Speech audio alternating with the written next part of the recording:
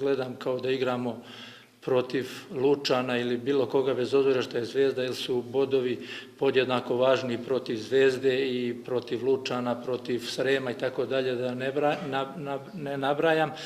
A kažu, mi nemamo šta na Marakani da izgubimo. Svakako da imamo da izgubimo. Imamo da izgubimo bodove, imamo da izgubimo utakmicu. Ja ono što mogu da obećam u ime igrača, to je zaista jedna lavovska borba od srca, želja, volja, htenje i sigurno da ova ekipa ima i znanje i kad to sklopimo sve u celinu, ja se nadam povoljnom rezultatu. U fudbalu ne pobeđuje uvijek bolji i kad bi se znao unapred rezultat, fudbal se ne bi ni igrao. Mi kad bi znali da ćemo da prođemo kao prošli put, sigurno ne bi ni igrali. Meni je ovo 4. gostovanje na Marakani i mi smo primili 11 golova, od toga mi smo sami 8 dali našom krivicom.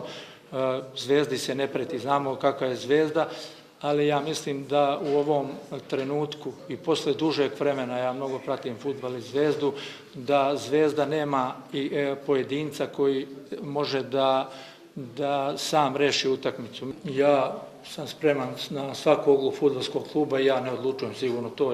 To bi bilo mešanje sa moje strane u politiku kluba.